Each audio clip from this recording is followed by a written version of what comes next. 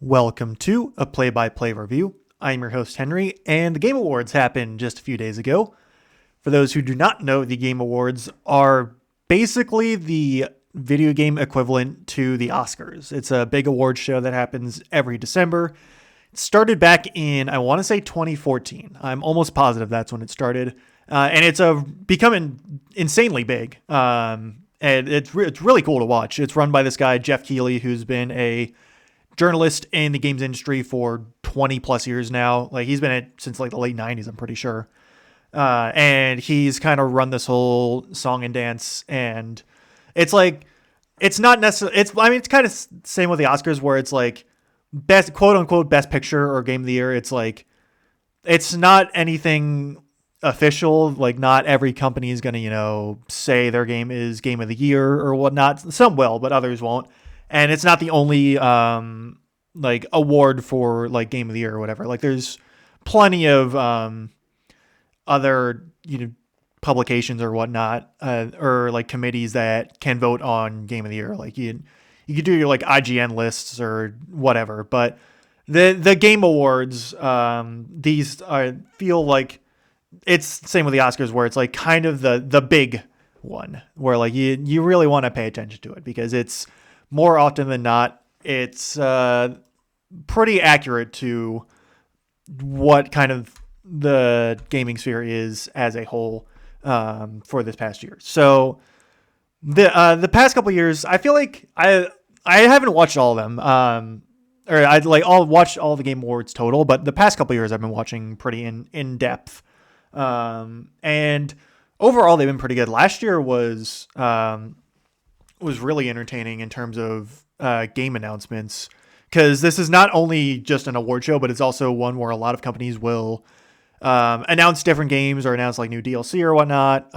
So it's like it kind of has almost taken the place of E3, which was a big gaming not convention, but sort of convention back in I think July. It ran for like 20 plus years, and only recently shut down due to a number of reasons, which I won't really get into. But like every single major company would go to E3 for when it was in its heyday, and they would show that was like where they would showcase off a lot of their new big stuff. And more recently, like especially since the pandemic, I would say a lot of the major companies, so especially Nintendo, but also Sony, have pivoted more towards individual directs or live streams or whatever you want to call them, where they just focus solely on announcing games and like not going through a ton of fanfare and various other. And anyway, the Game Awards is still kind of the like last holdout of like a joint overall celebration of games and game announcements and all that. And I think that's also one of the big selling points of it is that like you will see a lot of awards for your favorite games, and B, see a lot of announcements for your hopefully future favorite games. And there were certainly some announcements this year that I was really, really hyped about. Like last year, I was going insane for first the Helldivers 2 announcement that happened last year, where they announced the Illuminates and also urban maps and vehicles, like the massive update for Helldivers 2 that came out that day, which is even crazier. Like I was watching it, freaked out, hopped onto Discord with two of my friends. It was actually just one of my friends was online at that point, but I hopped on. I was like, "Dude, we need to get on we need to get onto Helldivers right now because there is a new faction and we got to go play." And I legitimately was playing that through like the rest of the game announcements or the Game Awards, and I like completely missed Astrobot winning Game of the Year, and I also like missed live the other announcement that I have since been freaking out about ever since the announcement of Okami 2, like a. There was already an Okami 2 sort of with Okami Den, but this is like Okami, like an actual Okami 2 made by the same director who ran Clover Studios and made the first one. I don't remember the name off the top of my head. I'm sorry, but it really big deal. And Okami is a game that while I have not played, I watched a Let's Play of it, Chugga Conroy's Let's Play, and the game is really, really good from what I've seen. And so I'm very excited, and I will probably be attempting to get Okami 2 when it eventually hopefully comes out. But anyway, that is last year's Game of the Year awards. This year is I'm gonna try and run through this, like what I did with the Nintendo Direct that I did with my friend back in September. So I'm going to try and run through this. There's a lot that happened in this, so I'm going to kind of blaze through it. A lot of game announcements I'm going to definitely blaze through, since I don't play a lot of them, but or I probably won't be playing a lot of them, but B, it's also just there's a lot to go through. Also, for some context, everyone was kind of expecting Expedition 33. So I think it's Clair Obscur, something along. It's French, I know that.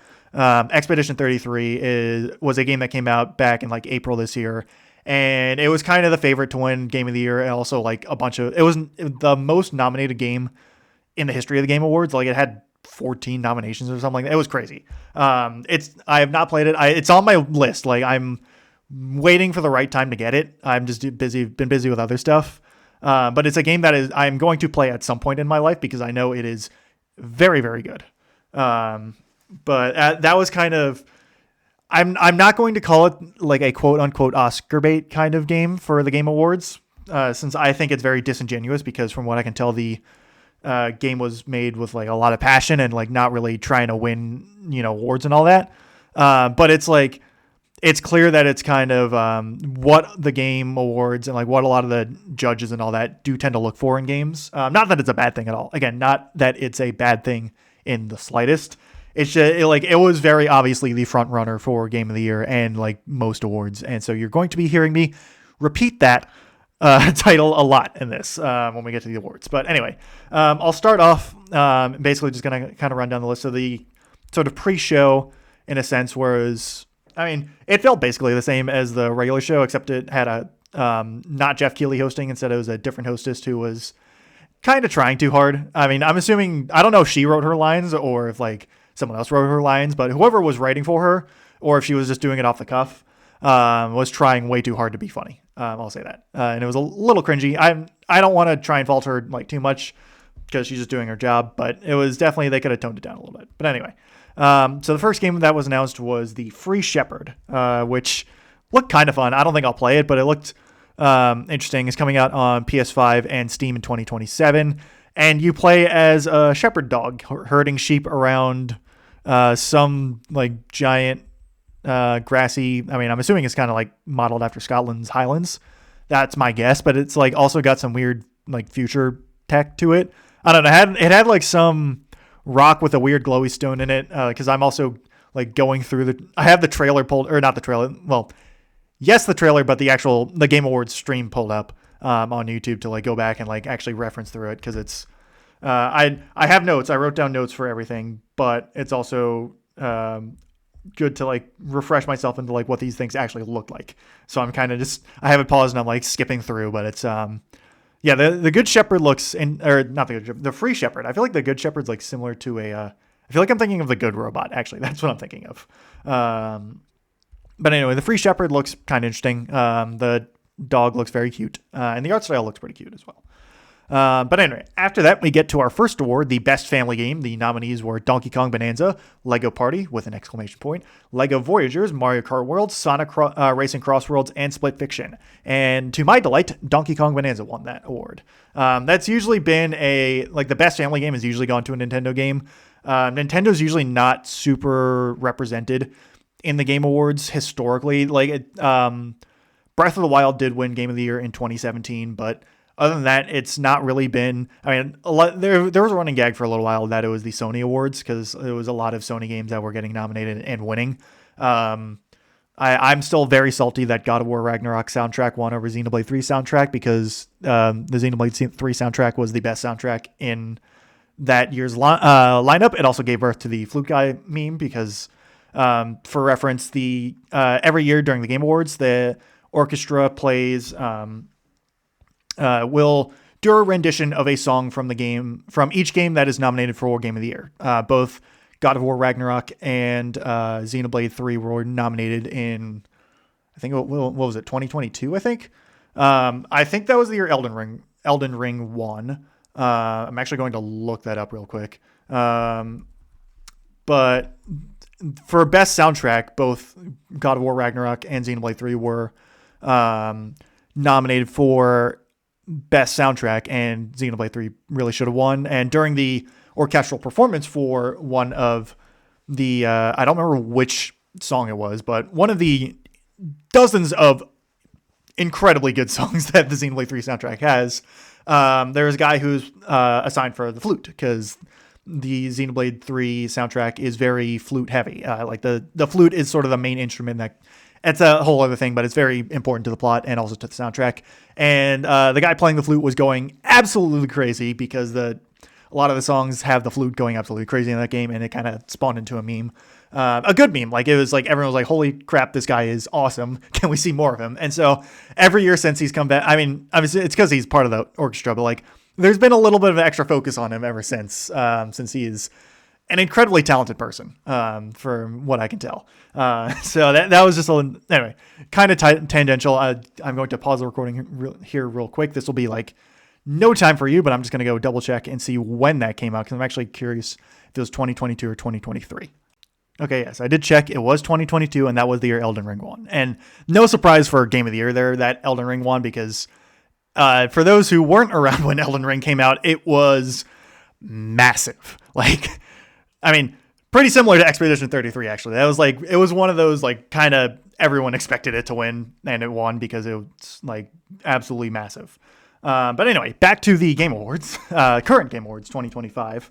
So after an appearance from Doug Bowser, the former CEO of Nintendo America, I think he's going into a new position. I don't remember what, but he accepted the award for Donkey on Nintendo's behalf for Donkey Kong Bonanza. So after that, we got an announcement for Decrepit, an indie horror game made by it was like a dev from, I don't remember off the top of my head, but it was like a pretty important dev or like dev team. And it's like, I don't know, it looks interesting. Not really my thing, but the combat looked kind of Skyrim-y, to say, like, in the sense that it was kind of janky, and like the first person's perspective felt very, or like how the first person perspective was designed was very reminiscent of Skyrim. And I mean, it could be interesting, because it's definitely seems more indie gaming. And yeah, I'm not a huge horror game fan, but it should be interesting to say the least. And again, I'm not going to have too many comments on a lot of these games, because I'm going to say, it's like, this is what it looks like. It might be interesting, because it's a lot of them. You can only predict so much. Sometimes you can predict a game if it's going to be really good or really bad when it comes out, or from the trailer. But a lot of times it's like you can just kind of guess. So after that was Audio Mech, this like trippy kind of vaporwave, or not vaporwave, kind of vaporwave, like the Beat Saber aesthetic. I don't know like what specific aesthetic that goes along, but it's like very neon lights and all that. But it's a bullet hell game from the looks of things. It looks pretty interesting. It's like seemed music based as well. It's coming out on Steam. So bullet hell is a genre that like I'm kind of interested. I've played very few games in it. But it like those style of games I always find pretty cool.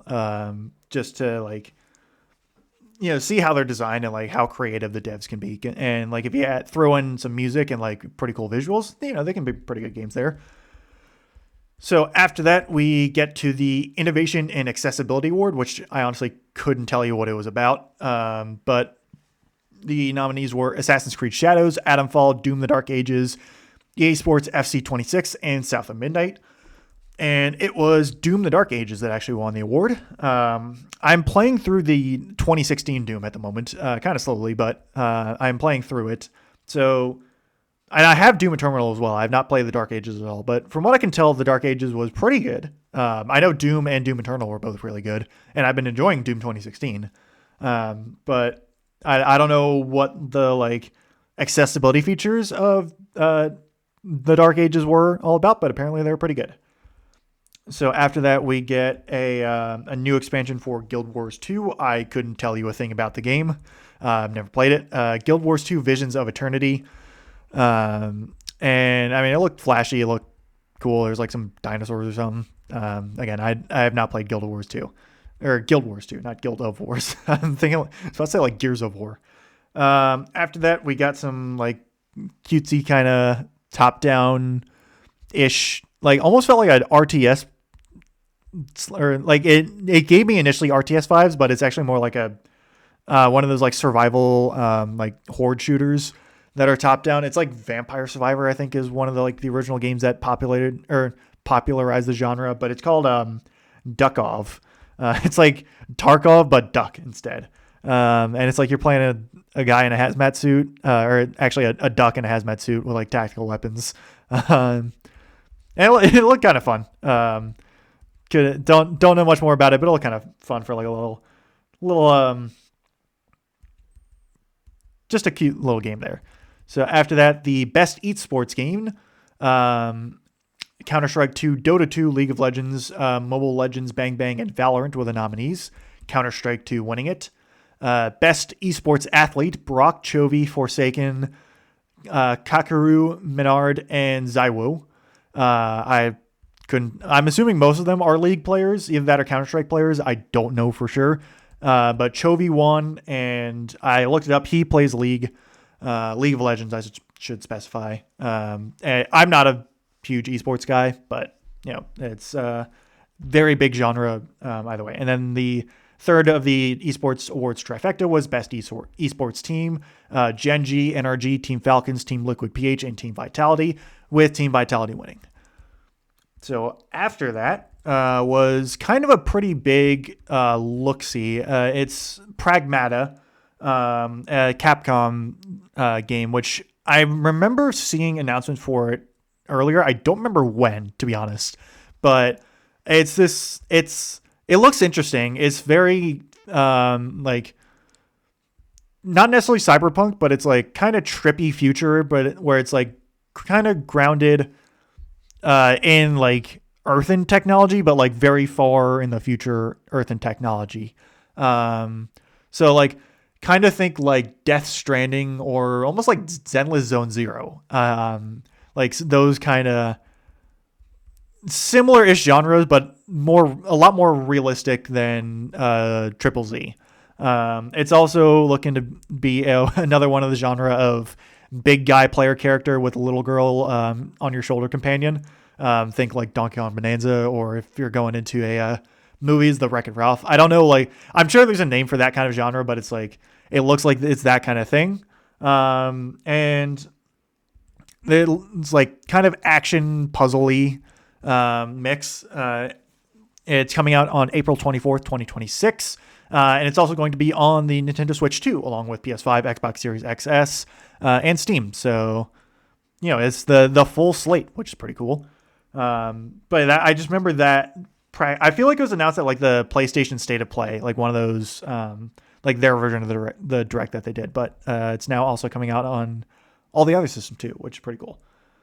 So after that, the Best Mobile Game Award was up, and it was between Destiny Rising, Persona 5 The Phantom X, Sonic Rumble, Uma Musume Pretty Derby, and Wuthering Waves. Or I guess Wuthering? It's probably Wuthering. And this was one where the hostess kept on pronouncing it Uma Musume, or like Uma Musume. There's like very odd pronunciations from like everyone I've seen has called it Uma Musume. I think it is probably more closer to Uma Musume, because I think like how the Japanese pronunciation is, but it's still like kept on throwing me for a loop.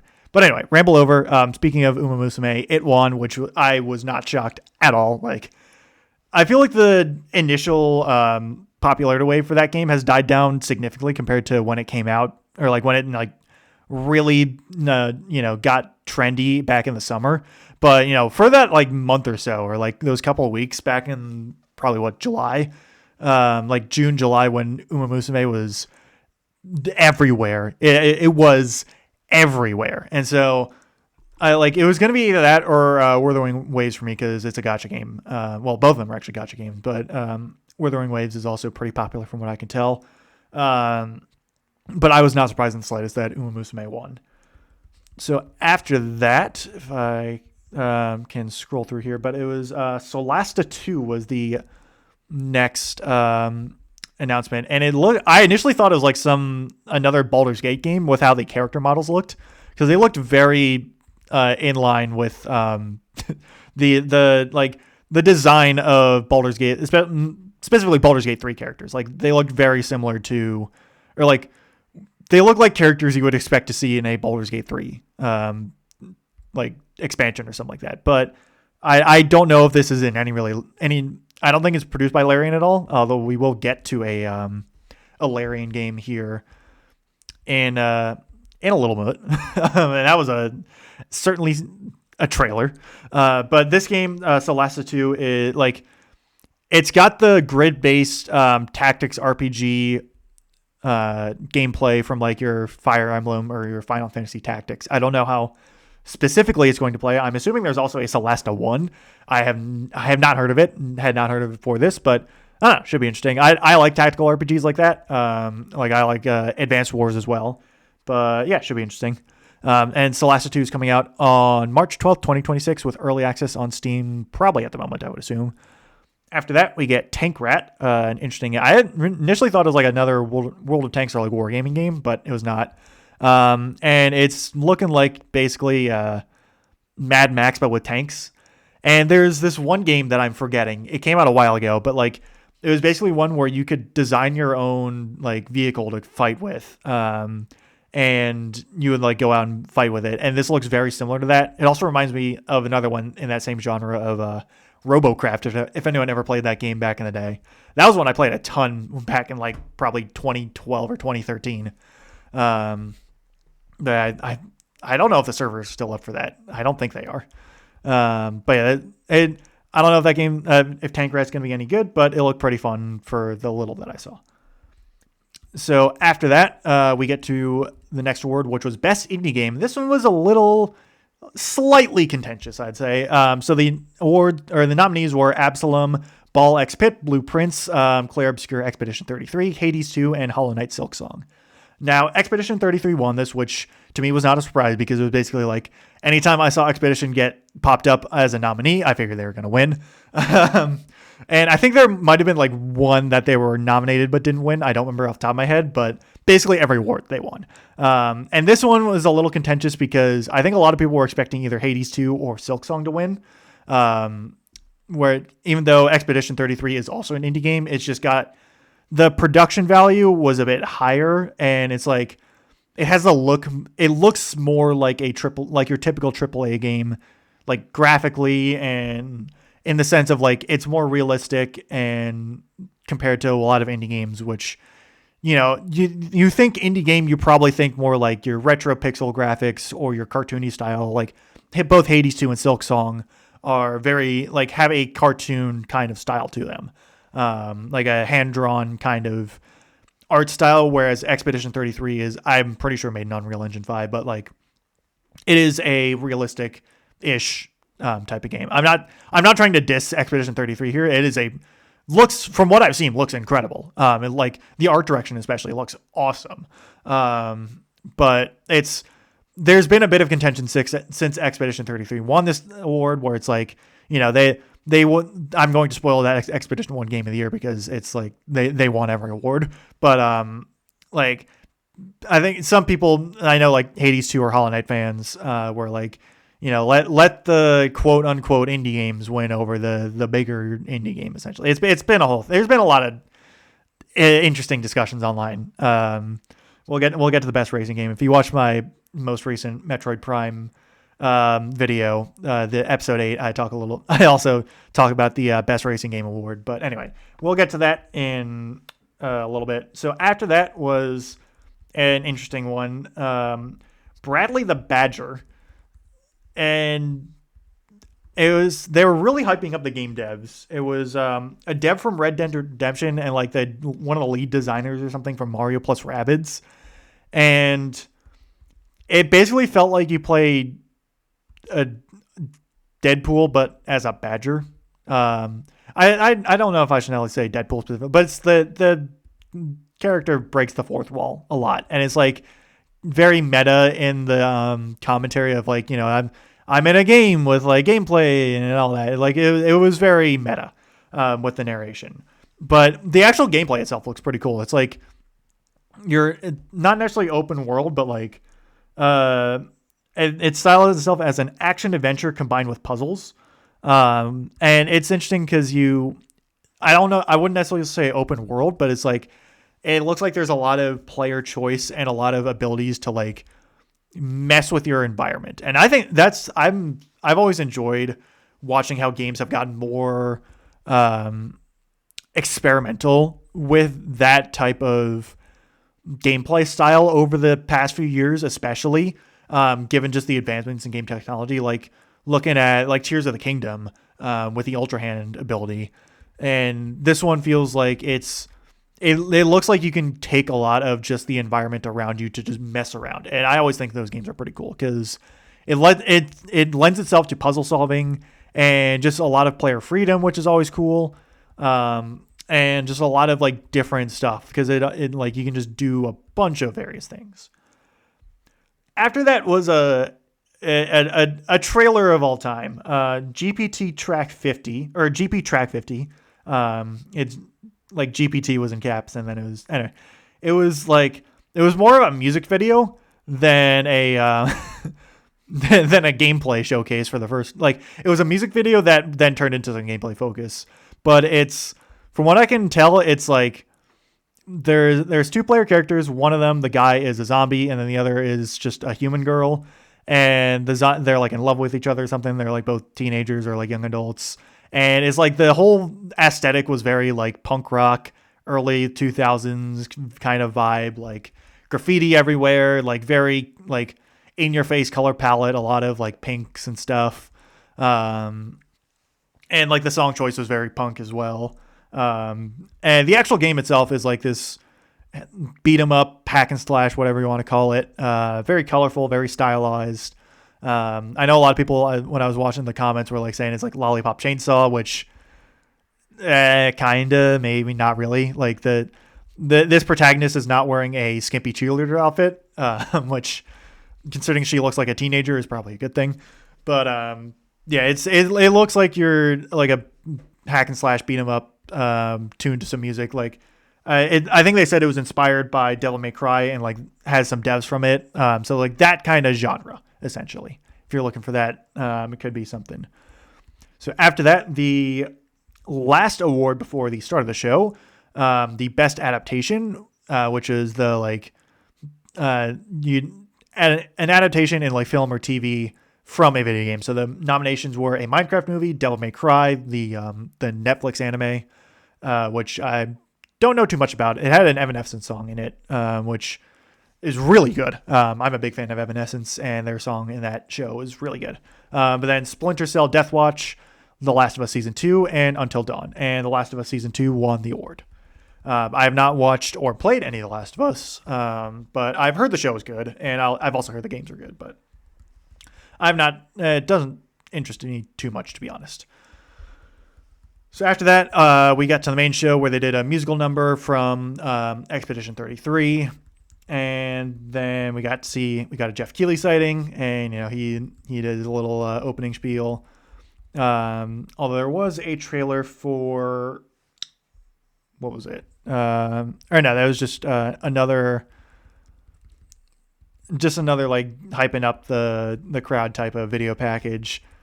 And as I scroll through Mr. Keighley's opening speech, we get immediately to the first, I wouldn't say big award, just the next award, essentially.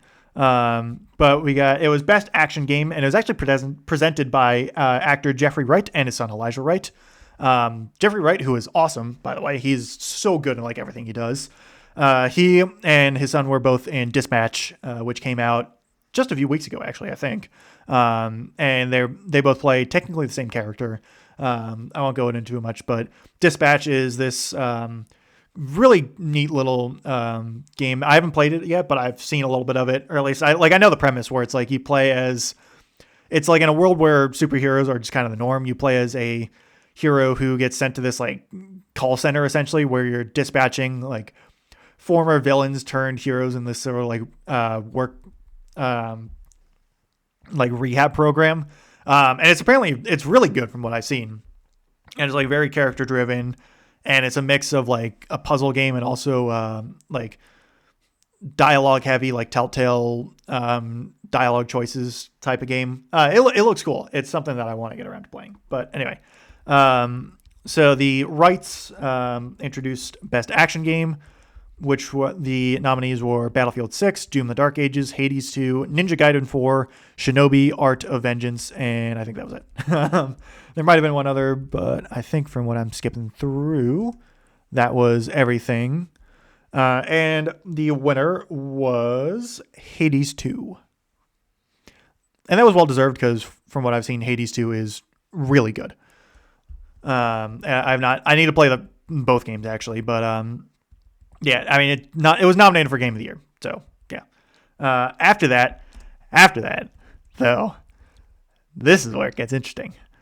So the next trailer started off on a joystick, then a ship flying through space. And my initial thought was Star Wars because it looked very similar to actually a Luthen Rail ship from Andor. I don't think it's the same ship, but I got really hyped almost immediately. But I was like, they're not going to announce Star Wars. And then it's like the aesthetics just kept looking like Star Wars, and I'm like, wait a minute, this might be Star Wars. And then the reveal. We see three characters exit, or at least one character exit the ship to join up with two other characters, one of them looking like a droid. And then the three of them go to the next shot, and they're walking towards a crashed ship. It is not just any crashed ship. It is the Leviathan, Darth Malak's ship from KOTOR 1. Or at least a ship of the same class. My initial thought was that it was like the Normandy from Mass Effect, but that thought immediately went out of my head when I was like, oh wait, no. Oh my god, that is a KOTOR ship. That is a Sith ship from Knights of the Old Republic. A game that is incredibly good. And, one of the pillars of Star Wars gaming. And KOTOR 1 and KOTOR 2 came out 20 years ago. I think over 20 years ago at this point. I'm pretty sure. And there'd been basically nothing. Then there was an announcement of the KOTOR remake 4 years ago at this point or something like that. A while ago. Or maybe it was I don't know. It's been a bit and we've heard basically nothing about the KOTOR remake. So, and with the whole, with Star Wars and everything going on in that franchise, everyone thought the Old Republic timeline was just dead. Outside of the MMO, but that's its own thing. So seeing a Knights of the Old Republic ship show up on my screen, I was flipping out. I was going bananas. You could say I was going Donkey Kong Bonanza. And we didn't get too much we didn't get any gameplay or anything like that, but we did get a sound of a lightsaber activating from the presumably the protagonist. We see her face kind of, and she looks kind of like Satele Shan or Bastila Shan, kind of. I don't know. But we got the title drop, Star Wars Fate of the Old Republic. And I was popping off so hard because I love Star Wars. I love Star Wars. I love Star Wars gaming. I'm so excited because the state of Star Wars gaming over the past 15 years, ever since EA got the license for it, has been abysmal. Not to say the games that they made are all bad. A lot of them actually have been pretty good. It's just there's been barely any Star Wars games that are new and original compared to the heyday, the golden age of Star Wars and of Star Wars gaming in the early 2000s. So the Knights of the Old Republic games and the first two Battlefront games and Empire at War and Republic Commando. And you go back further, you get the Rogue Squadron games or the Jedi Knight games and the Dark Forces games and all that. There used to be so many good Star Wars games back in the day, and ever since EA bought it, they basically made their versions of Star Wars Battlefront 1 and 2, which were honestly not bad. They just had some issues with Battlefront 2015 being very shallow in terms of content, and then Battlefront 2 having just the worst launch of a game in ever. I mean, next to No Man's Sky, basically. But that's a discussion for another day. But then after that, you get the Jedi Fallen Order, which was great. I love that game. And Jedi Survivor, which I actually haven't played, but I know because I can really only play it on PC, and I know the PC port is, at least when it came out, was really buggy. But there just has not been a lot of new Star Wars content in terms of the gaming sphere, and so. There was Star Wars Eclipse that was announced 4 years ago at the Gaming Awards, and we've heard nothing since. And then the KOTOR remake, which we've heard nothing. And there is obviously the worry that Fate of the Old Republic is going to fall into that same trap.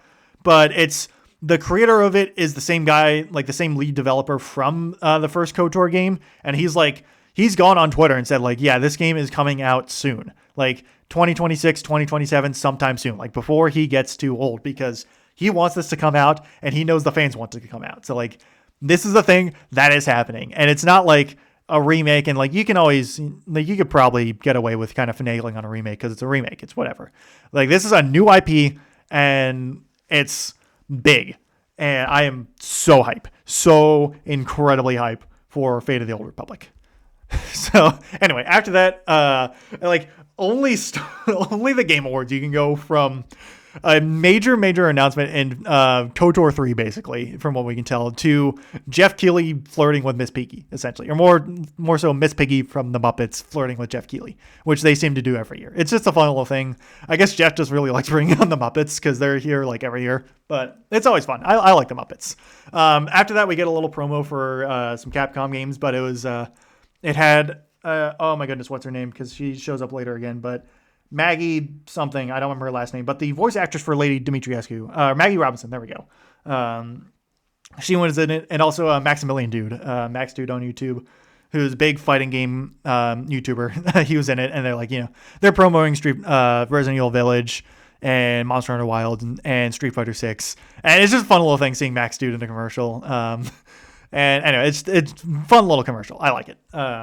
Anyway, after that, we get another commercial for Battlefield 6, RedSec. I think it's like a Redacted Sector is the full title, but it's using I think an old YouTube series. I don't remember the name of it because I was never big into Battlefield, but using an old YouTube series that I don't remember the name of, but to help promote it, which is pretty cool. And I think that got a lot of people hype as well.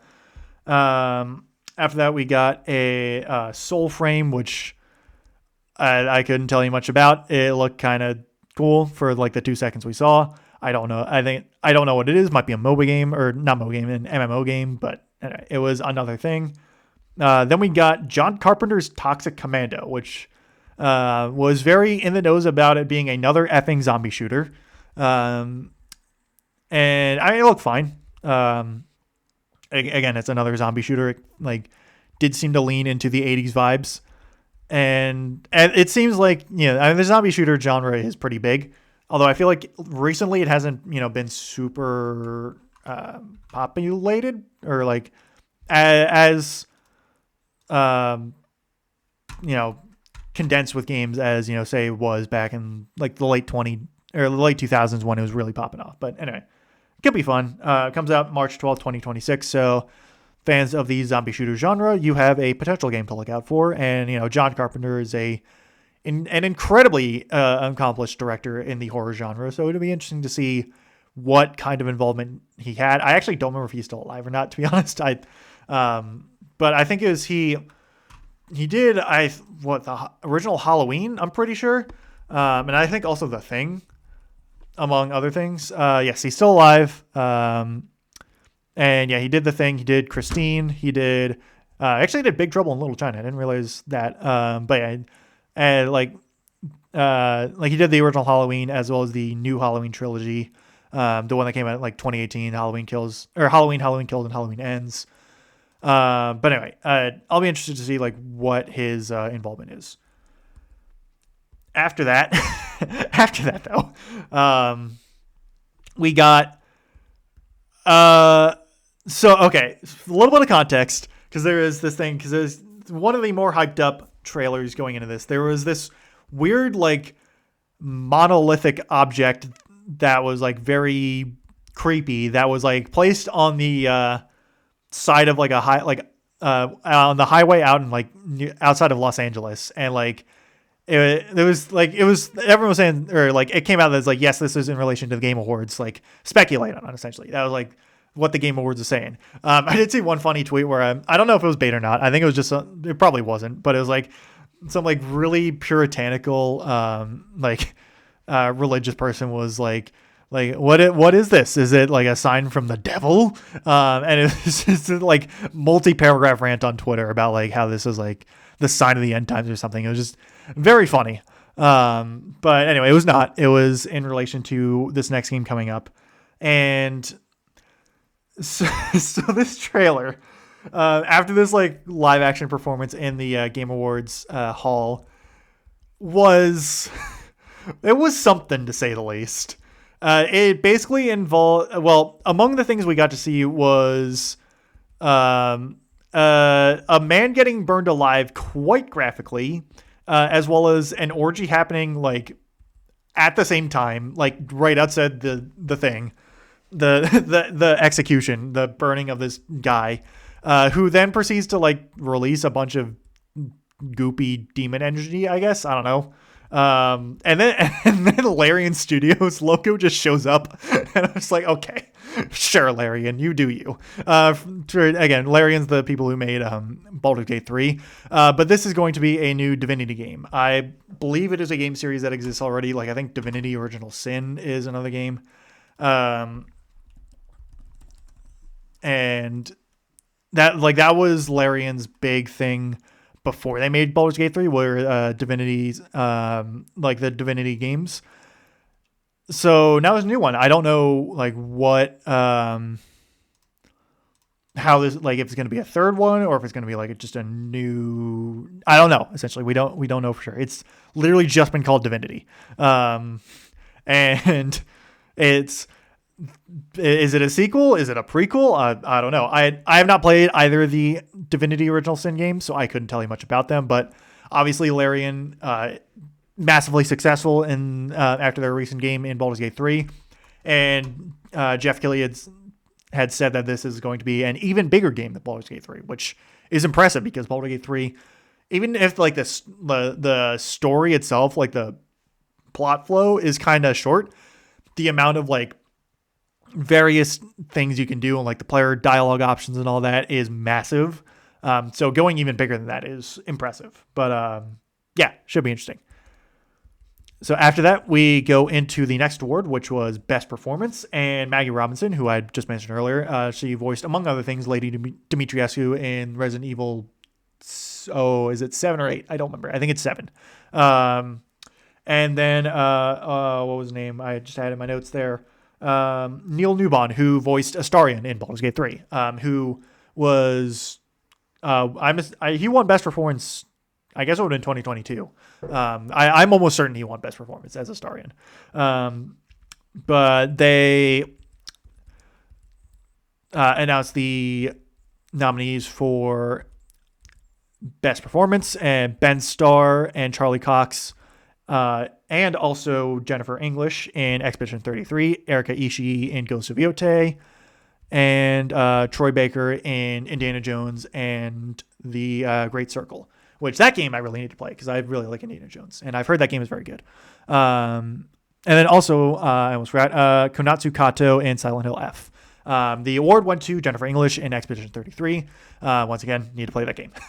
But good for her. She seemed very happy, and is also, I think it was Ben Starr who was the also in it, was like even happier for her. If you watch his reaction when she gets the award, it's like he is popping off even more so than her. So after that, we get an appearance from J.J. Abrams, of all people. Since his game studio, Bad Robot Games, was producing a new game called For Loop, which is this, from what I can tell, like a sci-fi extraction shooter that's like had a little bit of like meta humor to it, kind of. But anyway, it looks like kind of trippy sci-fi, like post-apocalypse sci-fi extraction shooter. So no idea how that's going to go, but extraction shooters are pretty fun if you can have some friends to go along with you. I actually don't know 100% if it is an extraction shooter. That's just kind of the vibe it gave me. After that was a more artsy game, Coven of the Chicken Foot, where you seem to play as this like old woman with chicken feet legs, or just chicken feet, in a very like cell shaded type of environment, and you have this weird like Wendigo creature companion. I don't know, it looks kind of cool. Couldn't tell you much about it, and that seems to be kind of like a platformer puzzle game. After that came from the directors of Soma, which is a game that I've heard is good. I couldn't tell you anything about it, but I just heard it's good. I got flashbang by Stellan Skarsgård, who is apparently going to be playing a pivotal role in this. But the name of the game is Ontos, and I think it's a sci-fi mystery and spiritual successor to Soma is what it said. With Stellan Skarsgård, and Stellan Skarsgård is always good, so that should be fun. After that, we got a new character announcement for Zenless Zone Zero. I played that game for like an hour and didn't continue because it just didn't really interest me all that much. Then we got a quick Switch 2 promo of all things, just kind of showing that we're like some third-party games coming to Switch 2. So Resident Evil Requiem, The Duskbloods, which was announced at the Nintendo Direct, I believe. The new FromSoft game, which is, I think, a Switch 2 exclusive, which is funny. And then Final Fantasy VII Remake Integrate, I think is what it was. Or it might be Rebirth. Or no, it is Remake Integrate. So that's those are coming to Switch 2. After that, we got a new character announcement for 2XKO. I don't remember if this game is out now or not, but it's doing a League of Legends crossover. So like Ari, Echo, Vi, and Caitlyn are all either there or coming into the game. I have not played the game, so I couldn't tell you, but it's a 2v2 fighting game. And I don't know, the art style looked pretty cool. So next up was the Games for Impact Award. I don't really know what specifically that was about, but it seemed more like the message, like games with a message, I should say. I don't know for sure, but Consumi, Despelot, Lost Records, Bloom and Rage, South of Midnight, Wanderstop were the nominees. I don't think I missed any. Let me just double check going through the video because I missed one last time, but I'm pretty sure it was just those 5. And the winner of it was Cells of Midnight. I couldn't tell you anything about the game, but I think it's like dealing with living in the South, like deep South of America. Don't know for sure. But I think that was like from what briefly I could tell that was about. After that, we got another trailer for Resident Evil 9 Requiem, also some gameplay, and we got the reveal that Leon Kennedy is back in action. So I've said it before, I've not played any of the Resident Evil games, but I know they're very popular. I know Leon is very popular. And seeing him back, I'm pretty sure Matt Mercer's voicing him. I'm sure Resident Evil fans are pretty happy at the moment, since from what I can tell, the game looks pretty cool. After that, it was Order of the Sinking Star, which would look like this pretty cool puzzle game. Like nice graphics, like artsy graphics, and like pretty wide option of like puzzles and stuff. I don't know. There's like a vast array of like things you could do in the game. As I think Jeff or the trailer, I don't remember exactly, but it's like over 1,400 puzzles or something, which is like, yeah, it's pretty impressive. So after that comes Exodus, which has an interesting story to it. So it's developed by Wizards of the Coast, or at least Wizards of the Coast is involved with its production. How exactly, I don't know, but it was funny because they initially introduced, I think Jeff introduced it as a sci-fi experience 40,000 years in the future. And it's like, okay, here we go, Warhammer 40K, and it's not. We will get to a 40K game here in a little bit. But so it's this action sci-fi game from what I can tell, but it's funny enough is that Exodus actually had a episode dedicated to it in Amazon Prime Secret Level series back in December last year, basically December 2024. And that episode was fine. It wasn't bad. Like the action was pretty cool and the story was pretty neat. Whereas like neat enough where it's focused a lot on the fact that from what we know, like in terms of physics and stuff, like faster than the light travel will basically like displace time and like make it so like when traveling through like faster than light or whatever, like traveling to like super long distances can like make time pass differently. Like I think Interstellar covers it a lot, and like in that episode, there's like a dad and his daughter living at this like outpost. And then like she leaves or like she sneaks out on a spaceship to go adventure. And like, it's like 20 years later or something, or like 30 years later or something. The dad then goes out and tries to find her, but it's been like 15 years. I don't know. I don't remember exactly the time frame, but like they basically get separated, and then like the time gets all messed up between them, and then they get like reunited. I don't know. It was an interesting episode. I just for a game for an episode for a game that has not coming out till like 2026. It's like okay. Anyway, after that, actually Exodus is early 2027. Now that I'm looking at the trailer again. Yes, that should be interesting. So after that, we got a look at Warlock Dungeons and Dragons, so more Wizard of the Coast stuff, and it's this like cool looking like promo trailer, but like with no gameplay. No idea of how the game is going to actually look, but it'll. I'm curious to see like because it's obviously focusing on a class, a D&D class in Warlock. So I'm curious to see like if it's going to be a single player adventure where you're just playing as a Warlock. I don't know. It's saying it's launching in 2027, so it's not going to be for a little while. But I am intrigued to see like what it's going to be. So after that comes Screamer, which was a game that I honestly completely forgot was announced. March 26th, 2026. Matt Mercer was in it. Oh wait, no, I was looking at a different trailer. Anyway, there was like a brief trailer that was like kind of whatever, but then so Screamer itself was this like racing game with like a kind of anime art style, and with like a cyberpunk kind of anime with Matt Mercer in the voice cast. And it looked kind of fun. It actually, I don't know if any of you have watched or ever watched the show. I think it was Motor City.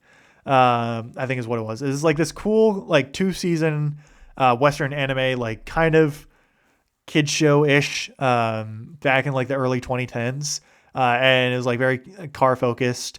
And I think it takes place in Detroit, and it was pretty cool. I love that show when I was younger. It's a shame that didn't get any more seasons after it did, but like it gave me kind of similar vibes.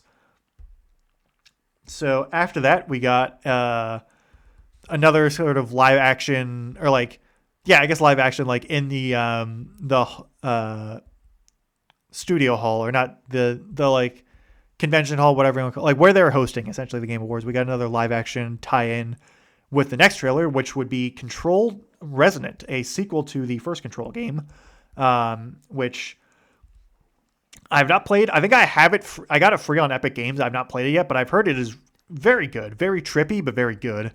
And judging by the trailer for this new Control game, it looks very trippy, but very interesting. We got some gameplay along with some story trailers, or like CG trailers essentially. So yeah, should be interesting. I know Control fans were popping off on that. So next up comes Gang of Dragon, which I initially thought was another Yakuza game, but it might be produced by like some of the same devs.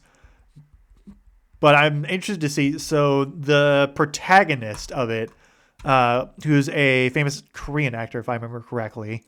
So I looked it up. It was it's Ma Dong Seok. It's Korean, so I'm not going to pronounce it correctly. But Ma Dong Seok. I think he's known as Don Lee in over in Hollywood. But he's in a number of things. Like he was in Eternals. He's in a number of Korean films. And a bunch of other stuff. I think Train to Busan also, he was in that. Really good actor from like what little I've seen in him, but he's the main protagonist in this game. It's actually made by Toshihiro Nagoshi, who longtime Sega guy. Like he worked at Sega and Atlas for 4 years. He also was the guy behind the Virtual Fighter games and also the Super Monkey Ball games. He also worked on Shenmue, a ton of games. Very accomplished game director, and it's I'll be interesting to see, because it looks like you're just playing as Don Lee, just who is a big dude, and they're making him like a really big dude. And my guess is like similar to. I'm assuming it's going to be similar to the Yakuza type of games, and we didn't get any gameplay of it, but it should be interesting to see, and it looks like you're just going to be kicking butt with him. So after that, we we got the a good chunk of the cast from the new Street Fighter movie that's coming out in 2026 to come up. And they're eventually going to introduce or announce best ongoing game, I believe is what it was, but also help promo Street Fighter 6. So like Eric Andre's in this, Jason Momoa. I don't remember who Eric Andre's playing, but Jason Momoa is in this. He's playing Blanca. Roman Reigns is playing Akuma. Cody Rhodes is playing Guile. And it's, I swear, like half the guys, or like half the cast on there were like probably drunk because they were just going crazy. Andrew Schultz is also in this. He's playing Dan Hibiki, and I'm not gonna go into him in too much detail because I know he's a little bit controversial, but he did have one of my laugh out loud moments where he was stoking the fires between the Street Fighter Mortal Kombat rivalry, where he was like, the guys also, the Mortal Kombat, or the cast of Mortal Kombat 2 is also here to say, and he's like, oh, actually no, they're not here, they only care about money. And it's like it pretty much seemed like it was in jest, and it's like, Street Fighter and Mortal Kombat always have their kind of rivalry. So yeah, but like seeing Cody Rhodes and Roman Reigns up there at the same time was like just up in the the stage together, and for the Game Awards was very interesting. Like I feel like I remember John Cena being there, but I might be wrong. But still, it's cool. Like it's also more funny considering that to dive quickly into wrestling real quick, because I'm a wrestling fan. I will say that I'm not touching wrestling podcasting with a 10-foot pole. I'm just going to put that out there. But Kenny Omega, who's AEW wrestler, and for those who don't know, AEW and WWE, where Cody and Roman Reigns work, they have a massive rivalry at the moment. But Kenny is a big Street Fighter fan. Not say he's the only wrestler who's a Street Fighter fan, but like Kenny has helped. Like he was the guy who like dressed up as the four characters in like Street Fighter 6's recent character announcement, where he did like I think Sagat and one of the girls, I don't remember who it was, but anyway, like knowing he's a big Street Fighter fan is like it's all like the wrestling rivalry there. But anyway, also like David Datsmalshian, I think that's how you pronounce his name. He's been in a bunch of stuff, like a lot of he was in the Suicide Squad. He was the Polka Dot Man in Suicide Squad, but he's playing M. Bison, if I remember correctly, in the new Street Fighter movie. But yeah, that was, it was certainly a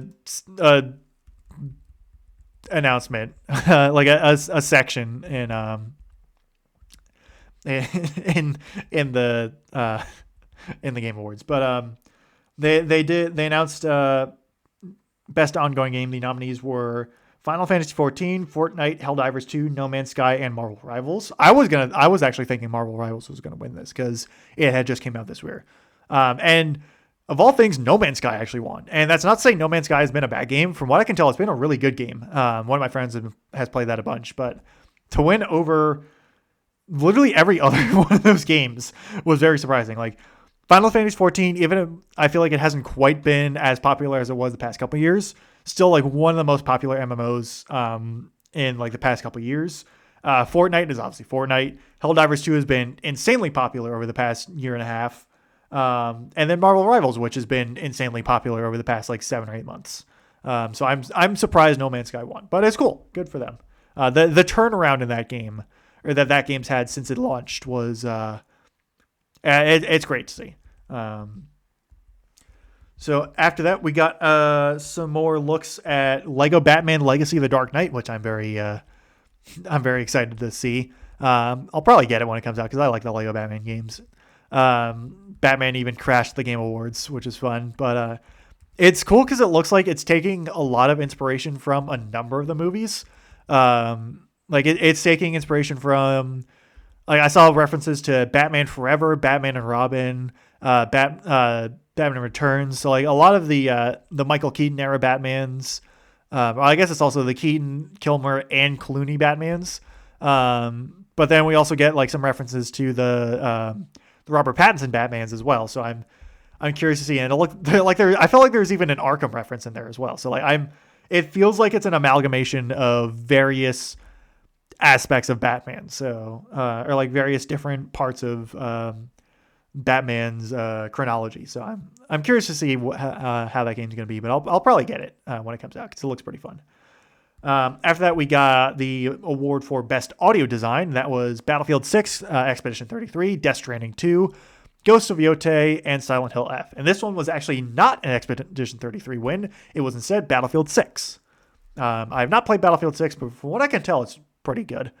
I don't know for sure, but from what I've seen, it's pretty good. Then we get Content Creator of the Year, Kadrill, Kai Cenat, Moist Critical, Sakura Miko, and The Burnt Peanut.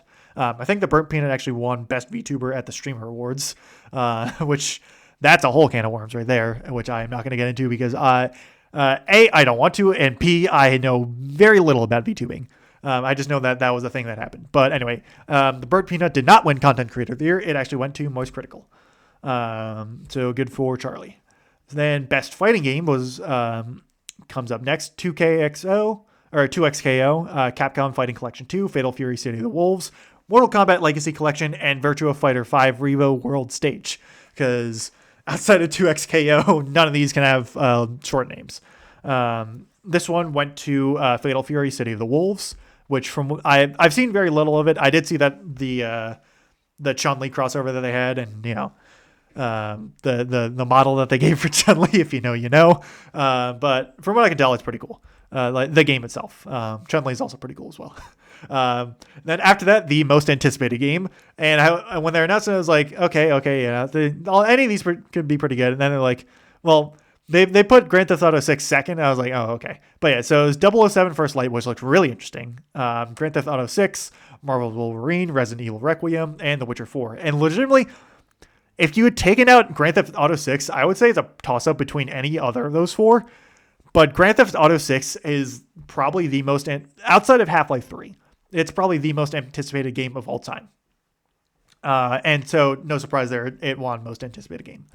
I don't know when it's coming out because I think it's been going through more delays, but yeah, GTA 6 is, even if it's a bad game, it's still probably going to sell like a bajillion copies because it's just so, like, everyone's anticipating it.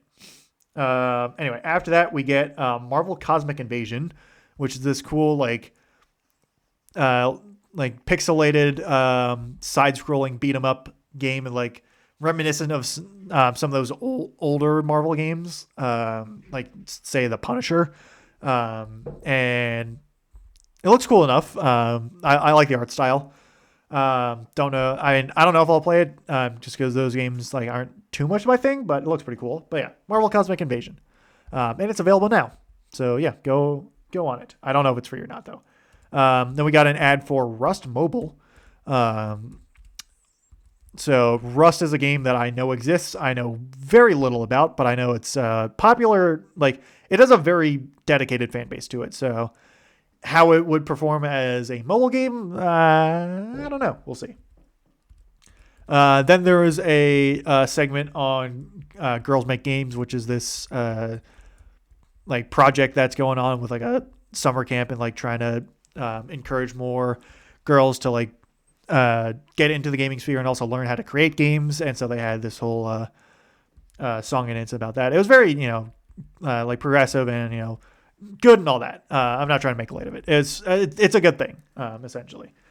But it's not something that I feel like I really need to go over in this type of recap.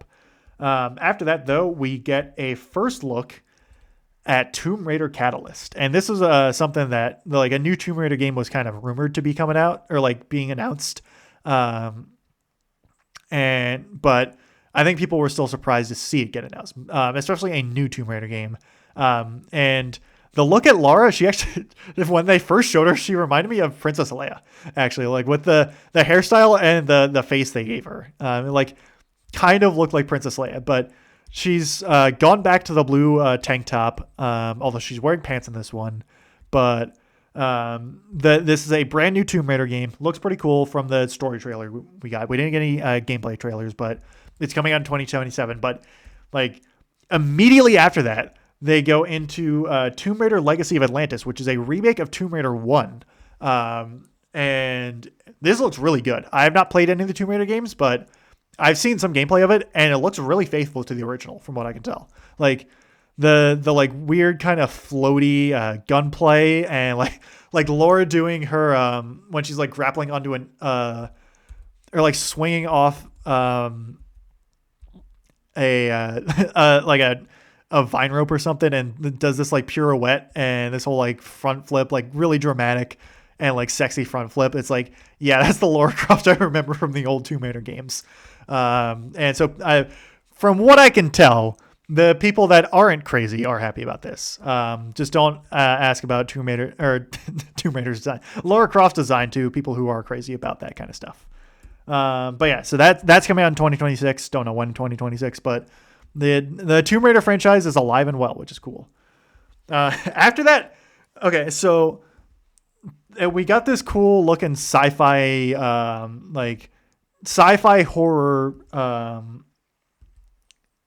like weird first person game with where you have like this arm on like robot arm attached to your shoulder that like is your cool companion.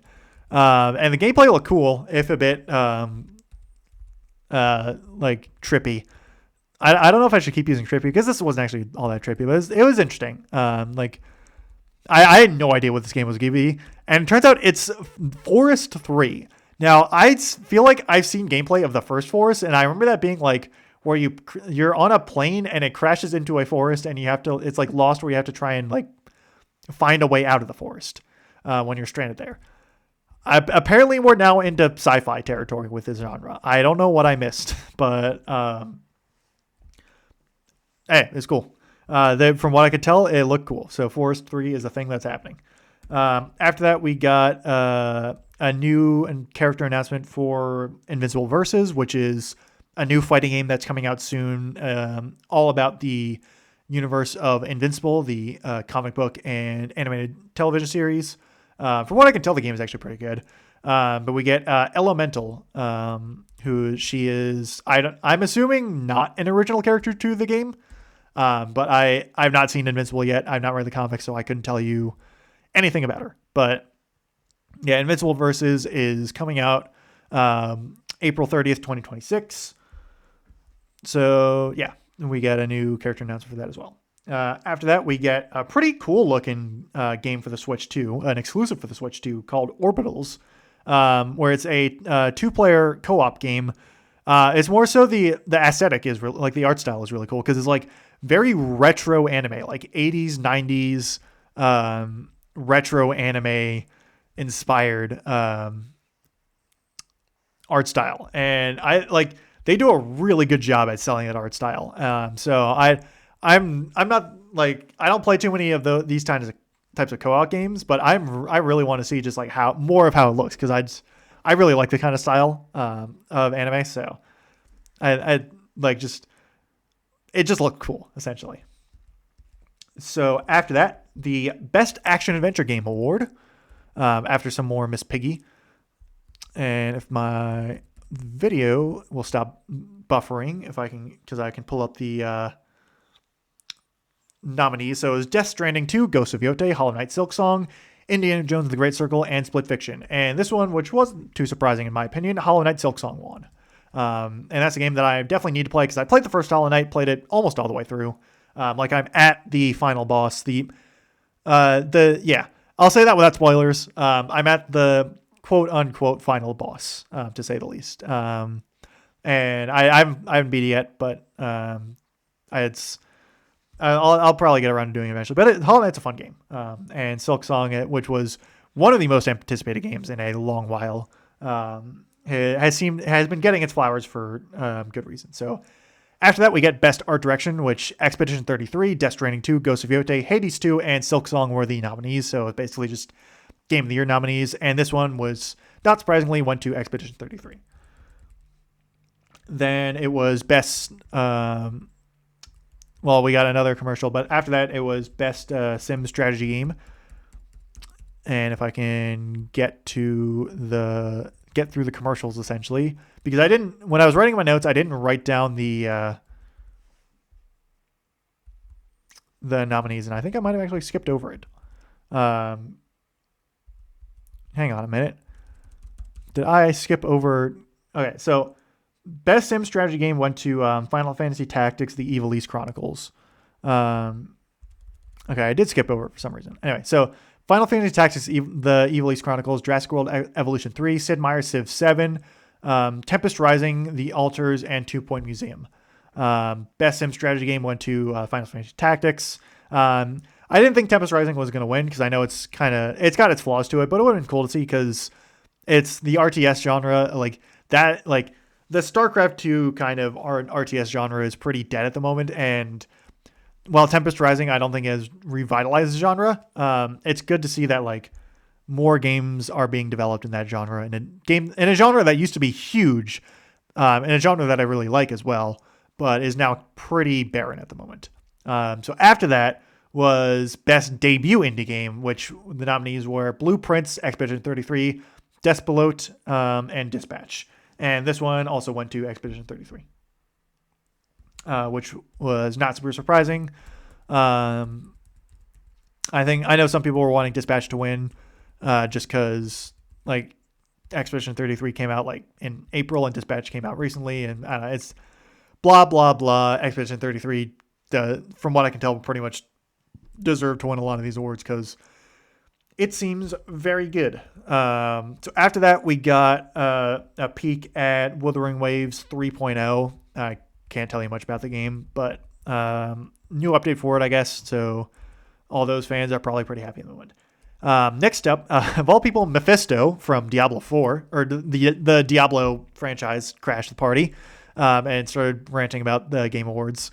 And then we got a trailer for, I guess, the next expansion or like story pass or like season or whatever it is for Diablo 4 with Mephisto as the main villain. And I think he's kind of been hyped like ever since Lilith kind of faded into the background during, I think, the main course of Diablo 4. Like Mephisto's being hyped up in a lot of these expansion stories. I honestly couldn't tell you how well Diablo 4 has been doing. From what I can tell, it's like decently solid, but could be better. But the next expansion or whatever it's going to be is coming out April 28th, 2026. So after that, we get a new character for Marvel Rivals, and it is none other than Deadpool. It's been a while since I played Marvel Rivals, but it's cool to see Deadpool in there. He's probably going to be pretty fun to play. Then after that, we get another look at 007 First Light and a reveal of who the main villain is going to be, or more so, who's playing the main villain. And that is none other than, of all people, Lenny Kravitz. And I'm a big Lenny Kravitz fan. I like his music a lot. I was not expecting to see him be the main villain or presumably the main villain for a James Bond game. But hey, it looks pretty cool. He also came in and was the announcer for Best Score in Music, which makes sense that he bring in a very well established artist for Best Score in Music in games. So Silk Song, Hades 2, Expedition 33, Ghosts of Yotei, and Death Stranding 2. And was there another one? Nope, that was all. Yeah, those are the nominees. And I'm sure you can probably predict who won. It was, of course, Expedition 33. But from what I can tell, they also have a really good score to it, like a really good OST. So it's like the gameplay is good, the graphics are good, the story is good, the performances are good, the music's good. Like literally everything in Expedition 33, from what I can tell, is really, really good. So after that came an interesting. So Warframe was the next trailer, or like a new content for Warframe essentially. But of all people they're promoting to be in it, it was Werner Herzog, who is a very accomplished director in his own right in like German film and all that. He's a very serious person, My favorite clip of him is him doing like narrating a document or like talking about chickens essentially. And if you've never seen the clip of him talking about chickens in his like typical like really deadpan like breathy German voice, it's so funny. Like he's a really, from what I can tell, he's a very serious and like very like grounded individual. He's also really funny when he like wants to be. He's like, they are the most idiotic creatures I've ever seen.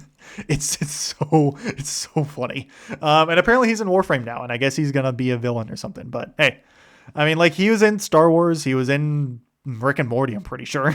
So I guess he's just doing a bunch of random nerd stuff in his old age. But yeah, Werner Herzog in Warframe of all things. After that, we got a announcement of a 7 Deadly Sins game. For those who aren't aware, so 7 Deadly Sins, outside of being a concept in like Christianity and all that, it is also an anime. Really, if you're gonna watch it, probably just watch the first 2 seasons, because after that it just gets really bad, and the manga is not all that better. I watched the first 2 seasons. I think I started watching the first episode of the 3rd season, but it's terrible. And even then, it's a show that starts off pretty fun, but it has a lot of it has some good, has some bad. Mainly the bad being its main protagonist Meliodas is just terrible. Like he's like the stereotypical like pervy anime protagonist, like cranked up to 11. And it's just not fun to watch. And then like power levels get introduced in season 2. It's got some moments, mainly Escanor, but it's not good overall. So I mean, it's a co-op open world RPG for the game, launching January 28th, 2026. I don't think a lot of people are going to play it, just because it's an anime that peaked like 5 years ago, but I mean, maybe it will. But yeah, I could be completely wrong, but I don't know. I'm not a big fan of 7 Deadly Sins, essentially. I was a fan, and then I'm not anymore. After that, we get Lords of the Fallen version 2.5, some cool like fantasy RPG, like high fantasy RPG kind of thing. I don't know anything about the game, but it looks kind of cool. They didn't really show us much, but it's like, I think, just an announcement for it. After that, we get Best Sports Racing game. And this is a little bit of contention here. So EA Sports FC 26, F1 25, Mario Kart World Rematch, and Sonic Racing Cross Worlds. So for those not in the know, Mario Kart World and Sonic Racing Cross Worlds have a bit of a rivalry because, Mario and Sonic, they're classic rivalry in the gaming sphere. And Mario Kart World was the game that launched with the Switch too. And a lot of Nintendo haters were, trying to rag on Mario Kart World and Switch 2 because they don't like Nintendo and all that. And trying to bring it down. And I'm a big Nintendo fan. I'm not making that a secret at all. I don't think I've ever made that a secret that I'm a big Nintendo fan. I'm a big Mario Kart fan. I played the crap out of Mario Kart Wii when I was younger. That was like the first Wii game I got besides Wii Sports, because it came with the Wii. But I played a ton of Mario Kart Wii. I played a ton of Mario Kart 8. I feel like Mario Kart 8's a little better than Mario Kart World. It's the intermissions really are, I like them, but I also don't like them at the same time. And I don't know. I feel like Mario Kart 8 is a little better than World, but I do like some aspects of World better than 8. Like visually, Mario Kart World looks amazing, and I think the best, honestly, Mario's looked in a good while. And I feel like the tricks you can do, like the various bits of tech you can do with like grinding and air jumping and all that in Mario Kart World is insane. And it's cool to see like that, though, like the Mario Kart games get pushed to their limits. Now Sonic Racing Cross Worlds I've not played. From what I've seen, it looks pretty solid. Like it's a pretty good racing game. It had like a bunch of crossovers with like non-Sonic IPs as well. Like I'm pretty sure Hatsune Miku's in that game, which is funny. But those 2 games like reignited the Sonic and Mario rivalry, and I think a lot of people I know online on Twitter, there are a lot of people that are like guaranteeing a Sonic Racing Cross Worlds victory. That was not the case. Mario Kart World won. And ever since, it's been like, one side's claiming that Nintendo paid the Game Awards to have Mario Kart World win. The other's like, just stop. And I'm looking at there like, just stop. just accept the L. But yeah, anyway. After that, best community support: Baldur's Gate 3, Final Fantasy 14, Fortnite, Helldivers 2, and No Man's Sky. Not really sure why Baldur's Gate 3 is still able to be nominated, because it's a single player game that came out 2 years ago, but it's nominated and it won. So hey, I mean, Larian, from what I've seen, is a very positive studio, so good for them. Then best VR AR game: so Alien Rogue Incursion, Arcane Age, Ghost Town, Marvel's Deadpool VR, and The Midnight Walk were the nominees, with The Midnight Walk winning. Couldn't tell you about any of them, to be honest, because I don't own a VR headset, so I've not seen really any of them. Then best RPG, and this one was also a little contentious. Avowed, Expedition 33, Kingdom Come Deliverance 2, Monster Hunter Wilds, and The Outer Worlds 2 were the nominees. Expedition 33 winning, which, again, not super surprising. I know a lot of people were, hoping for a victory for Kingdom Come Deliverance 2, because that was a bit more your standard RPG compared to Expedition 33, which is a turn-based RPG. And I think a lot of people, when they think of RPG, they would think something more along the lines of KCD 2 compared to Expedition 33. So there's been a bit of contention in Expedition 33 winning this award specifically, but I have no horse in the race there. I'm not a new. Yeah, anyway, I was trying to make a new mid joke, but I was kind of late to the punch there. After that was Player's Voice, Expedition 33, Dispatch, Genshin Impact, Silk Song, and Wuthering Waves, with Wuthering Waves winning.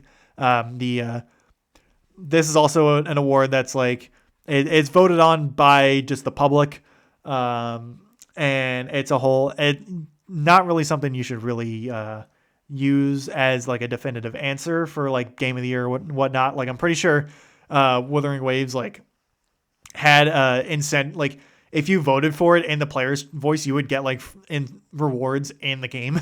So like, it's a award that's there. I wouldn't go too much into it. After that was a new game known as Saros. We got a story trailer for it. The actor who's, I guess, kind of voicing and like mocapping for the main protagonist in the game, also got on stage to like hype it up a little bit. Looks like this cool kind of sci-fi combined with some fantasy aspects, with maybe some like time travel-ish parts to it. I'm not sure, but actually, wait, no, did we get some game? Oh, we did get like, I think, a little bit of gameplay. So it looks, oh yeah, there was like this, it has like this weird like addition of like bullet hell gameplay to it, despite being like a third person action shooter. Like it showed a little bit of one boss fight. I forgot about that when I was saying there's no gameplay, but yeah, they did show a little bit of boss fight, and it's like, it looked bullet helly despite being like not your usual bullet hell type of game. But anyway, that should be interesting. That one comes out April 30th, 2026. So it seems like April is the month to go for games getting announced at the Game Awards. So next up was Best Narrative, announced by a guy that I honestly couldn't tell you who it is. But like Expedition 33, Death Stranding 2, Ghosts of Yotei, Kingdom Come Deliverance 2, and Silent Hill F, and that was all of them. Just going through it, and I don't think I really need to build up any suspension. It was Expedition 33. That one, Best Narrative. After that, we got a look at No Law, which was this interesting like cyberpunk action game with like this revenge story. The gameplay looked fine. It looked a little stiff, but it I don't know. The cyberpunk genre has been in full swing in the past like 5 or 6 years, so I don't know, it could be fun. But it to me, it didn't look like it differentiated itself too much from even like Cyberpunk 2027, or 2077. So I don't know. Should be interesting. I'm curious to see more of it, I should say. After that, we got the Evanescence performance of their song. I think it's Afterlife from Devil May Cry, the anime, and that song is really good. I always like Evanescence. I mean, obviously the Bring Me to Life classic. Just classic early mid 2000s. I was never a huge like AMV type of guy, but like, yeah, I vibe with some of that stuff, and like Evanescence is peak AMV type of music. So after that, we go on to Where Winds Meet, the Imperial Palace. I think Where Winds Meet is a thing that already exists, but honestly, I couldn't tell you anything about it. Like, I really can't. But the trailer we saw seemed kind of cool. Like, it was this stylized but cool looking, like, not necessarily anime, but like it looked cool, essentially. The brief trailer we got of it. It seemed like more of a story trailer than a gameplay trailer. After that, we got an announcement that Phasmophobia is coming to Switch 2. So that's cool. I have not played Phasmophobia, but I've heard it is very good. And then we get to the best multiplayer game, and if my video that I have had paused, so I don't know why like it's buffering. But it was best multiplayer game, and at this point I'm just gonna, because my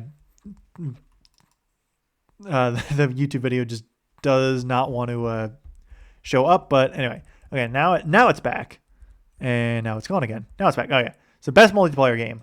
The nominees were Arc Raiders, which I've heard is very good, Battlefield 6, Elden Ring Night Rain, which honestly haven't heard too much about, Peak, which I've heard is very good, and Split Fiction. Like all these basically I've heard pretty good. I don't know too much about Night Rain, but I think it's pretty good from what I can tell. But Arc Raiders won best multiplayer game. So I have a couple friends who play it. I've not played it myself, but from what I can tell, it's pretty good. After that, though, another big announcement that I was not expecting, but we got Total War Warhammer 40,000, announced by, of all guys, David Harbour, which is pretty cool. But yeah, Total War Warhammer 40K, pretty cool, because I'm pretty like Total War Warhammer has been a thing, but that's been the I believe the Age of Sigmar stuff, like like strictly fantasy, not sci-fi. And I think a lot of people have been like, a lot of 40K fans have been wanting a Total War game in the 40K universe for a long time. And we're getting one now. The story trailer looked amazing. The gameplay also looks pretty fun. I played a little bit of Total War Warhammer. One of them, I don't remember which one, but it's another RTS game, and from what I've seen, looks pretty cool. The gameplay they showed off. I mean, it's a pre-alpha build, and there's definitely some things that could probably be changed around, with like the UI and stuff. But yeah, it's a thing that's happening, and it's on my list at the moment, because I like 40K. And I like RTSs, so that should be interesting. Then literally after that, I was having a good like back-to-back stretch. We got, of all things, Ace Combat 8. Now, I have been very late to the Ace Combat games. I've only played Ace Combat 7, but I've watched through Ace Combat 0, and I've also played Project Wingman, which is not a spiritual successor sort of indie game made in the Ace Combat style. Essentially, it's a thing that I can go over at another time. But it was a game very much inspired by the Ace Combat series back before Ace Combat 7 came out, and the series was supposedly dead. But yeah, Ace Combat 7: Wings of Thieves is announced, and it looks like besides the usual plain combat, we're also going to be getting a bit more interaction with other characters outside of just the typical radio chatter. Which should be interesting. And that's been a selling point, I think, of a lot of Ace Combat games. Besides the fun combat, is the banter between characters over the radio. Like your typical like arcade flight game. Like you think Star Fox as well. The radio chatter banter is like always a selling point, and so getting to know more of those characters should be fun. But I'm really excited for Ace Combat 8, so I'm gonna be looking out for that one. After that, and yeah, I actually forgot this came out right after, but we got more Star Wars. Of all things, a racing game, not necessarily a pod racing game, because it looks like the ships you're going to be piloting are like more speeders rather than pod racers, or at least like not like your typical pod racers that we saw in episode 1. But yeah, Star Wars Galactic Racer got announced. Looks like it's, at least from like everything we saw, it's taking place during the sequel trilogy era. So it looks like we're going a lot through Jakku, the desert planet with all the wrecked Imperial stuff from episode 7, for those who don't know. But yeah, I'm very curious to see like what the gameplay is going to be like, because it was just a story trailer. We also got a shot of Sebulba, an old looking Sebulba, which is pretty fun. But it's coming in 2026, so yeah. But yeah, back to back, Total War Warhammer 40k, Ace Combat 8, and Star Wars Galactic Racer. That was pretty cool. So after that, we get Out of Worlds, a really cool looking co-op game. I think they said it was like a Danish studio that was making it, but it's like stop motion animation for the for like how it looks. So it looks very well crafted looking game. And it's coming to like basically every system also.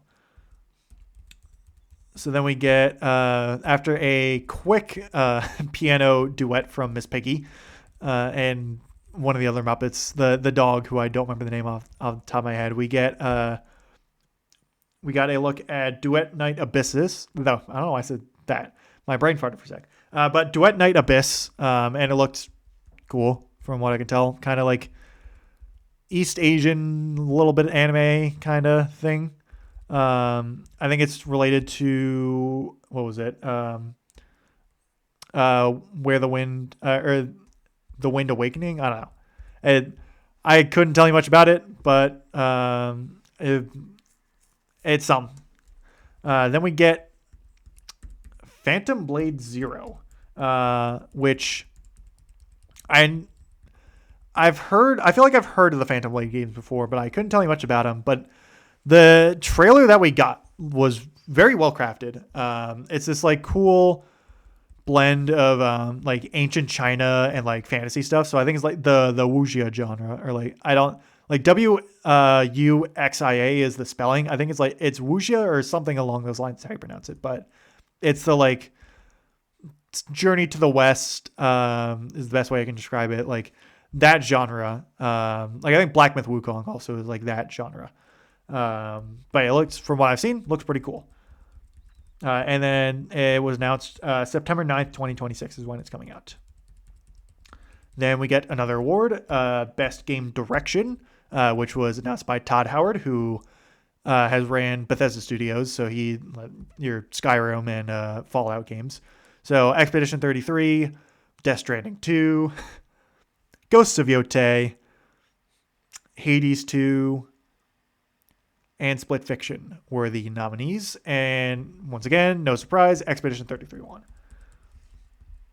Then after that, we got a very surprising announcement.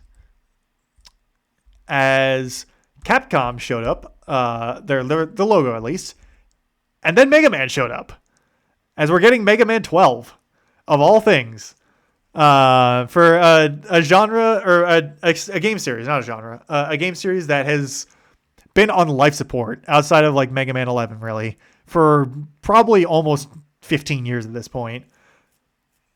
Mega Man 12, it's Mega Man Dual Override is the actual name, but it's probably just gonna be Mega Man 12 from what I've seen. It's not in the X timeline. Like it's no Mega Man X, just regular Mega Man. But it's coming out in 2027 and coming out on basically every system. And hey, Mega Man fans are eating good now because their game series is not dead anymore. Mega Man is alive for the moment. And hey, for a gaming titan that has been on hard times for a while recently, it's good to see that we're getting in the future another Mega Man game. After that, we got some more look at the Super Mario Galaxy movie. Just a little bit of extra footage from the initial fight between Mario, Luigi, and Bowser Jr. It looked cool, but that was about it. I wish we saw more Rosalina because I love Rosalina so much. She's such a cool character. But yeah, no Rosalina in that trailer. We'll just have to wait. After that, we got an announcement for Neo 3. I don't remember if this had already been announced or not, but either way, it's announced now. I think I have the first one.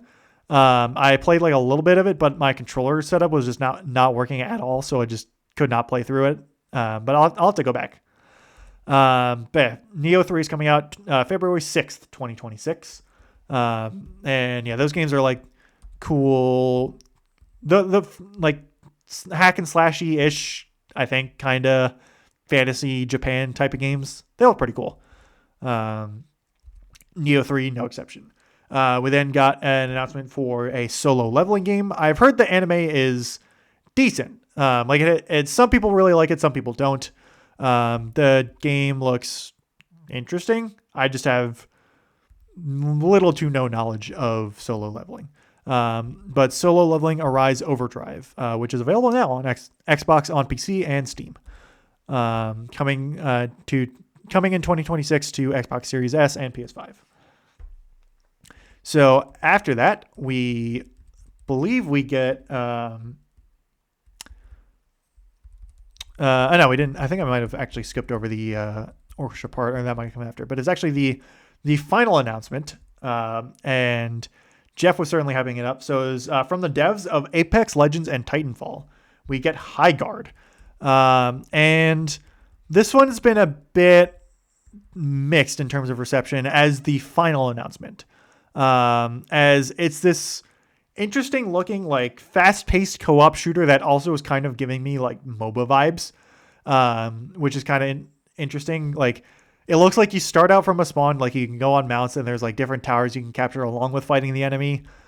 I don't know, it'll be interesting, but it looks interesting enough. Like I can definitely tell that it's the Titanfall and the Apex devs. Like I can definitely see the style in this type of game.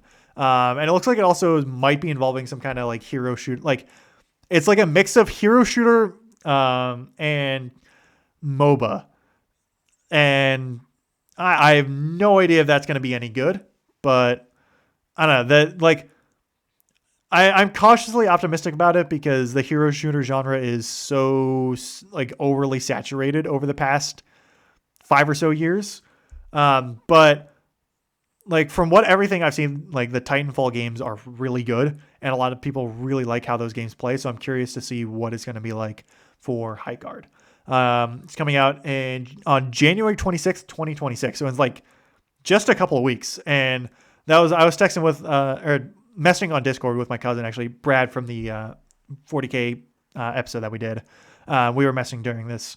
And we were both talking like, yeah, it's nice that they like are announcing the game and it's coming out soon. Like it's coming out soon for free. It's not like they announced it and it's a game that's coming out like 3 years down the line. Like it's not just trying to build up hype. It's like, yeah, we've almost finished the game, or like the game is basically finished. Get excited because it's coming out soon. And I much prefer that over the drip feed, get hype without actually showing gameplay for like a year and a half type of content. Cough, cough, Star Wars Eclipse, cough, cough. Because that thing still frustrates me. But after that, that was the last game announcement. Then we get to the Game of the Year award, which I had already said. It was Expedition 33, which no surprise there. We had the orchestra do the little song, or like the remix of all the songs from each of them. We actually got an appearance from Pauline's voice actress, or at least the singer, because in Donkey Kong Bonanza, Pauline sings multiple songs, but like the song from the trailer and also like the end credit song, the Breaking Through song. I forget if I think it's just called Breakthrough, but I don't remember for sure. But the singer who does that showed up to sing some of the lyrics in that, and I was popping off because that song is so good. I love Donkey Kong Bonanza. That game is so much fun. And yeah, so I was happy. I didn't expect it to win. I was just happy it was nominated. But I like it. If Expedition 33 didn't win Game of the Year, I would have been completely shocked. So it won, capped off a dominant night for them at the Game Awards. But honestly, good for them. And yeah, that was the Game Awards 2025. So I know from what I've seen, a lot of people online are like saying it like seems like to a mostly positive reception for the Game Awards. For me, I was going into with it basically with no expectations because I'm mostly a Nintendo gamer. And since Nintendo basically doesn't announce any first party stuff at the Game Awards, it's like there wasn't going to be much that I was like expecting to see that I would like. So coming out of it with 2 Star Wars games, one of them being a Knights of the Old Republic era type of game, Ace Combat 8, Total War Warhammer 40K, I was pretty happy. Not gonna lie, I was pretty happy. And since I had basically no stakes in the awards, I didn't care. Expedition 33 could win all of them I want. I was happy Donkey Kong won Best Family Game and Mario Kart won Best Racing Game. So yeah, overall for me, I enjoyed it. It seemed like the announcements this year were overall pretty good. And like overall, I felt like most of them were like things you could reasonably expect to see get released without too many issues. Like I feel a lot of times in the Game Awards and like E3, but it's like I feel like even more so the Game Awards, maybe not in the past couple of years, but like especially beforehand, it would be like a big name would get announced and then you just never see any more news about it for the next like 2 years. And then usually like wouldn't get announced or get released, or like it would get released in like a half finished state. A lot of these from what I've seen don't seem like that. And like there also weren't a lot of like just really crappy games. Like there's the meme there's a meme on Twitter that like circulates around every time the Game Award shows up where it's like Jeff Keighley getting up on stage hyping up the next announcement that he's getting paid to announce for when it actually looks like this. And it's like a screenshot of like an old like knockoff Simpsons game with like really crappy graphics. It's just parroting how like there was a good stretch for a couple of years where like a lot of the like lesser or like smaller game awards announcements were of like really crappy games or just like really uninspiring games. So it didn't feel like that this year, to be honest. Like it felt like most of them, even like the smaller ones from what I've seen, like look pretty good. Like it didn't feel like there were many announcements that were just like games that you could tell were just kind of phoning it in, or like you could tell just we're not up to standard, which is good because I don't like that. But yeah, that was the Game Awards 2025. Overall, pretty good. And I'm excited to see what 2026 brings for gaming. I think there's usually a Nintendo Direct in February, so I'm going to definitely be covering that when that comes out, because that's probably going to be announcing a lot of first party games, I would assume, since it's going to be closing. I mean, 2026 will be the second year of the Switch 2's lifespan, and a lot of the early games that they announced have already come out, and like a lot of the ones that are being shared with the Switch 1. So like Legends EA, Metroid Prime for not necessarily Mario. I wouldn't necessarily Mario Kart World, but like a lot of their first party games that have been both Switch 1 and Switch 2 releases are now being used up. So I'm curious to see what the like exclusively Switch 2 games are going to be going into the future. But that is for another time. So next up in the podcast realm will, of course, be Tuesday, the Week 15 recap of the NFL. And hopefully by then, Philip Rivers will not have his legs just completely destroyed because he is old. I'm so excited for tomorrow to watch Philip Rivers play football because it's just so cool. It's so cool. But I will be giving my reaction to that on Tuesday, as usual. In the meantime, I'm also going to just keep churning out more Metroid Prime content on my YouTube channel, and also more Worship content. So yeah, just more of the usual. So keep an eye out for that. Thank you very much for listening, and I hope you tune in next time for some football.